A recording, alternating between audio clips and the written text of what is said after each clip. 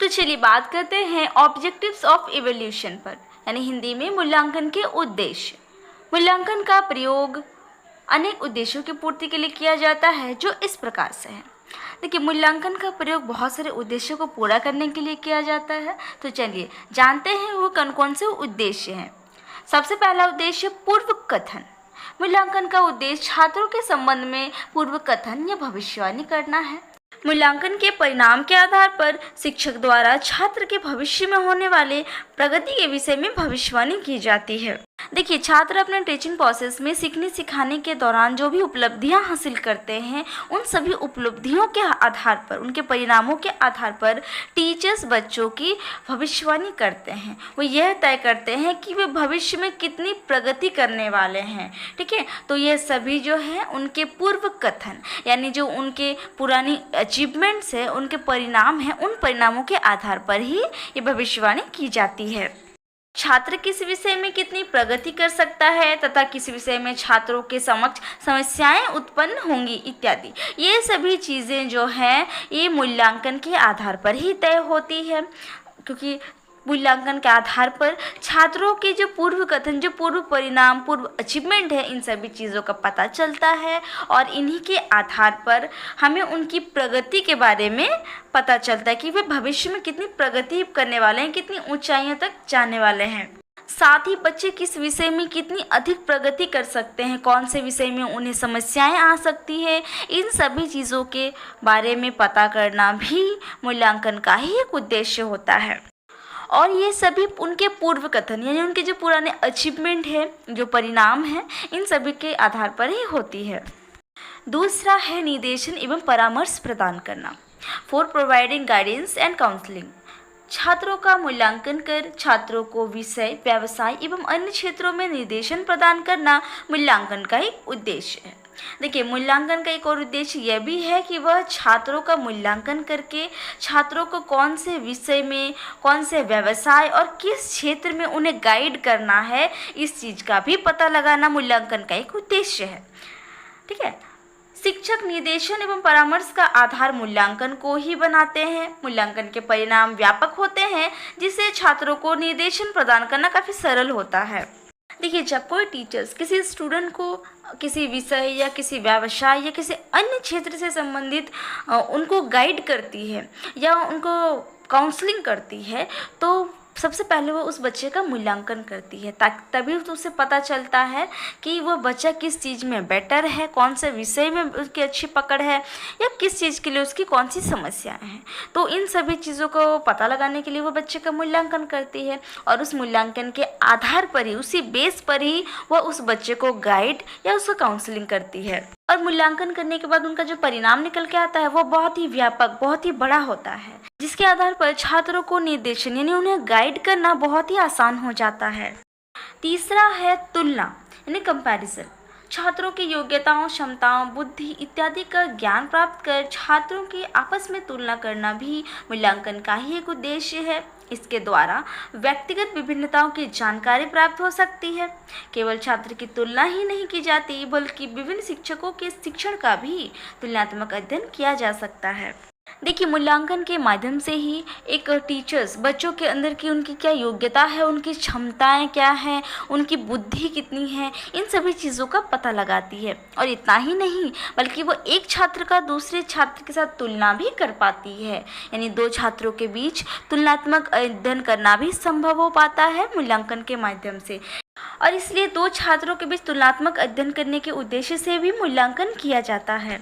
साथ ही तुलनात्मक अध्ययन से दो व्यक्तियों के बीच विभिन्नताओं का पता चलता है, यानी व्यक्तिगत विभिन्नताओं की जानकारी प्राप्त होती है कि एक बच्चा दूसरे बच्चे से किस रूप में अलग है, कौन कौन सी उनमें कमियां, खामियां या विशेषताएं हैं जिसके कारण वे एक दूसरे से भिन्न है। तो इन सभी चीज़ों की जानकारी भी मूल्यांकन के माध्यम से होती है। ठीक है, और सिर्फ तुलनात्मक अध्ययन ही नहीं होता, बल्कि मूल्यांकन के माध्यम से विभिन्न शिक्षकों के शिक्षण की तुलनात्मक अध्ययन भी की जाती है, यानी जो टीचर्स हैं, अलग अलग टीचर्स अलग अलग टीचिंग मेथड का यूज़ करते हैं। तो मूल्यांकन से ये पता चलता है कि किस टीचर का टीचिंग मेथड कितना बेस्ट है और किस टीचर के टीचिंग मेथड में कोई कमियां हैं या फिर उनके पढ़ाने का तरीका अलग है। तो इसलिए ये जो तुलनात्मक अध्ययन है वो केवल छात्रों का ही नहीं होता है, बल्कि वह टीचरों का भी होता है कि अलग अलग टीचर्स के सिखाने का तरीका अलग अलग होगा। ठीक है, तो इन सभी चीज़ों का पता चलता है तुलनात्मक अध्ययन के माध्यम से ही। इसलिए मूल्यांकन का एक उद्देश्य है बच्चों का और टीचर्स का तुलनात्मक अध्ययन करना। चौथा है संशोधन यानी मॉडिफिकेशन।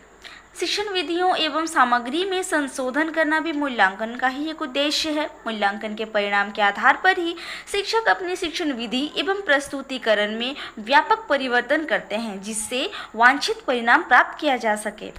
देखिए, मूल्यांकन का एक और उद्देश्य शिक्षण विधियों एवं पाठ्य सामग्री में संशोधन करना भी है कि मूल्यांकन के माध्यम से ही शिक्षण विधियों और पाठ्य सामग्रियों के बारे में पता चलता है और छात्रों के मूल्यांकन के पश्चात उनके जो परिणाम निकल कर सामने आते हैं, उन परिणामों के आधार पर टीचर्स क्या करते हैं, अपनी टीचिंग मेथड का और अपनी प्रस्तुतिकरण में एक बहुत बड़ा बदलाव लाने का प्रयास कर पाते हैं। क्योंकि मूल्यांकन के परिणामों से ही टीचर्स को यह पता चलता है कि उनका जो टीचिंग मेथड है वो कहाँ तक सही है और कहाँ तक अपना काम कर पा रही है, और उनका जो प्रस्तुतिकरण है वह कैसा है। अगर उसमें कोई कमी है तो वे उसमें अपने बदलाव करते हैं, परिवर्तन लाते हैं, उसमें सुधार करते हैं। ठीक है, और अगर वो सही है तो उसे और बेहतर बनाने की कोशिश करते हैं, जिससे कि और बेहतर परिणाम प्राप्त हो सके। अब पांचवा है निदान यानी डायग्नोसिस। मूल्यांकन का उद्देश्य केवल समस्या क्षेत्र का पता लगाना ही नहीं है, अपितु उन समस्याओं का समाधान करना भी है। मूल्यांकन के द्वारा छात्र, शिक्षण एवं शिक्षक सभी के विषय में ज्ञान प्राप्त होता है, जिससे इन सभी के उत्पन्न होने वाली समस्याओं का समाधान भी किया जा सकता है। कक्षा में कुसमायोजित एवं पिछड़ी बालकों के लिए शिक्षक द्वारा उपचारात्मक शिक्षण की व्यवस्था भी की जाती है। देखिए, मूल्यांकन का एक और महत्वपूर्ण उद्देश्य है कि वह छात्रों की समस्याओं को जाने और उनका निदान करे। कि टीचिंग प्रोसेस के दौरान, सीखने सिखाने के दौरान छात्रों को बहुत सारी समस्याओं का सामना करना पड़ता है और इन समस्याओं का पता लगाने के लिए उनका मूल्यांकन किया जाता है। और मूल्यांकन के बाद जो परिणाम निकल कर सामने आते हैं, उन्हीं परिणामों से यह पता चलता है कि छात्रों को सीखने के दौरान कौन सी समस्याएं आ रही हैं, ताकि टीचर्स सही समय पर उन समस्याओं का समाधान कर सके। और इस तरह से मूल्यांकन का एक और उद्देश्य छात्रों की समस्याओं का पता लगाना और उनकी समस्याओं का समाधान करना भी है।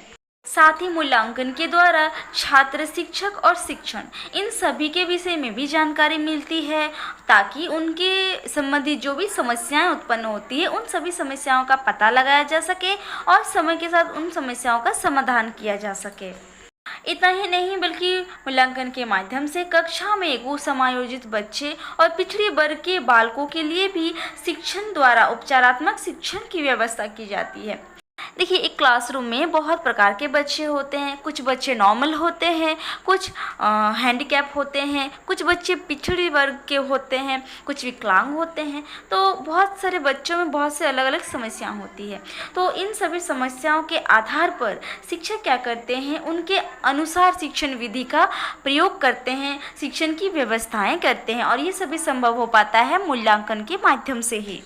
अब छठा है वर्गीकरण यानी क्लासिफिकेशन।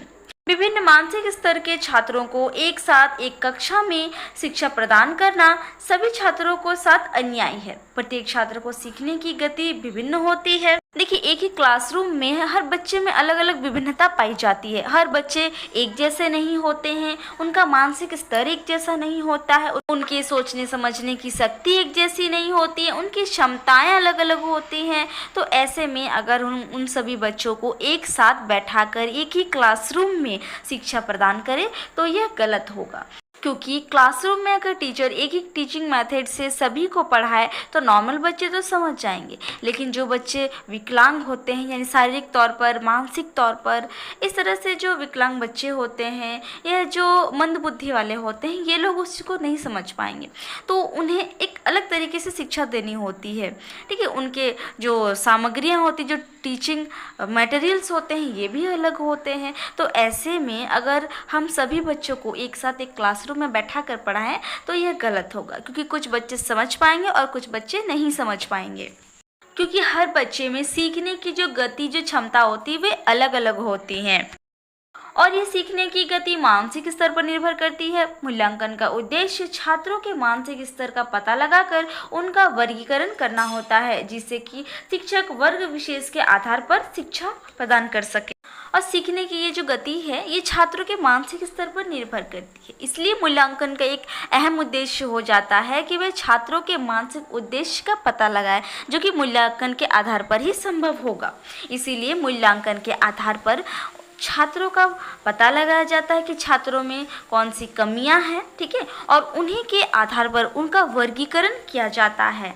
और उसके वर्गीकरण के आधार पर ही टीचर्स क्या करती है, उन्हें वर्ग विशेष के आधार पर, यानी किस वर्ग को किस तरीके से पढ़ाया जाए, ठीक है, पिछड़े वर्ग को कैसे पढ़ाया जाए, वो समायोजित जो बच्चे होते हैं उन्हें कैसे पढ़ाया जाए, तो उन्हीं के आधार पर उन्हें शिक्षा प्रदान की जाती है। और ये तभी संभव होगा जब बच्चों का हम मूल्यांकन करेंगे। अब 7वां है अनुसंधान कार्य, यानी रिसर्च वर्क। मूल्यांकन के परिणाम के आधार पर अनुसंधान कार्य किए जाते हैं। देखिए, अनुसंधान कार्य तभी होगा जब मूल्यांकन होगा, क्योंकि मूल्यांकन से ही छात्रों के परिणाम प्राप्त होते हैं और उन परिणामों के आधार पर ही नए नए रिसर्च किए जाते हैं। शोध कार्य मूल्यांकन के आंकड़ों पर ही आधारित होती है। मूल्यांकन शोध कार्य को नई दिशा प्रदान करते हैं तथा छात्रों एवं शिक्षकों को शोध हेतु विषय भी प्रदान करते हैं। जैसे छात्रों में नैतिक मूल्यों की कमी देखने को मिलती है तो शोधकर्ता उनके कारणों को जानने हेतु शोध कार्य कर सकते हैं। देखिए, एक नया रिसर्च मूल्यांकन के परिणामों पर आधारित होता है, क्योंकि अगर मूल्यांकन ही नहीं किया जाएगा तो कमियों का, समस्याओं का पता नहीं चलेगा, और जब तक समस्याओं का पता नहीं चलेगा तो एक नया रिसर्च कैसे की जाएगी। इसीलिए शोध का जो कार्य है, जो रिसर्च वर्क है, वो मूल्यांकन के डेटा पर ही निर्भर करता है। और इस प्रकार शोध कार्य मूल्यांकन के आंकड़ों पर ही आधारित होती है, जो उन्हें एक नई दिशा, एक नई सोच प्रदान करती है, जिससे छात्रों और टीचर्स को एक नया टॉपिक मिलता है। जैसे अगर किसी छात्र में नैतिक मूल्यों यानी मॉरल वैल्यू की कमी देखने को मिलती है तो ऐसे में जो एक शोधकर्ता होता है उन्हें उन कारणों का पता करने के लिए रिसर्च करने का मौका मिल जाता है। यानी शोधकर्ता को एक विषय मिल जाता है जिस पर वह अपने शोध कार्य कर सके।